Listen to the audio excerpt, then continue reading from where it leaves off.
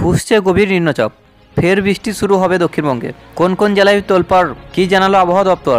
বিস্তারিত জানতে বন্ধুরা ভিডিওটি সম্পূর্ণ দেখবেন এবং ভালো লাগলে একটা লাইক এবং সাবস্ক্রাইব করে পাশে থাকা বেল আইকনটি প্রেস করবেন এমনই লেটেস্ট ভিডিও সবার আগে পাওয়ার জন্য।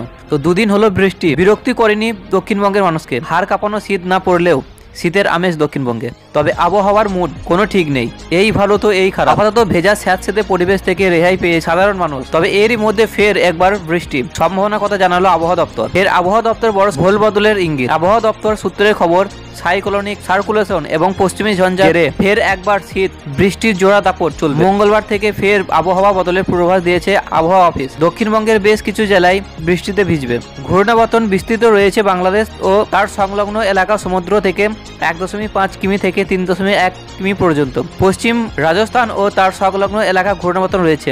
আবহাওয়া অফিস বলছে, বঙ্গোপসাগরে ফের উচ্চচাপ বলয় তৈরি হওয়ার সম্ভাবনা রয়েছে। বঙ্গোপসাগর থেকে প্রচুর জলীয় বাষ্প এ রাজ্যে প্রবেশ করবে। এসবের জেরে বৃষ্টি চলবে। যদিও আজ থেকে টানা 29 জানুয়ারি পর্যন্ত বৃষ্টির সম্ভাবনা দক্ষিণবঙ্গের জেলাগুলিতে। সকালে হালকা কুয়াশা ঢাকা থাকলেও বেলা গড়াতেই পরিষ্কার আকাশ থাকবে, উকি দেবে রোদ। তবে জানুয়ারি শেষ ফের বৃষ্টির সম্ভাবনা দক্ষিণবঙ্গে। আগামী সপ্তাহে বাড়বে তাপমাত্রা।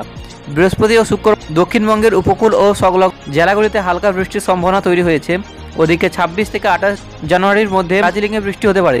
দার্জিলিংয়ের উপরিভাগ এবং সিকিমের বৃষ্টির সম্ভাবনা রয়েছে। দার্জিলিং ছাড়াও উত্তরবঙ্গের বাকি আর কোথাও বৃষ্টির কোনো সম্ভাবনা নেই। সিকিম এবং দার্জিলিংয়ের উঁচু পার্বত্য এলাকায় বৃষ্টির পাশাপাশি তুষারপাতের সম্ভাবনা রয়েছে।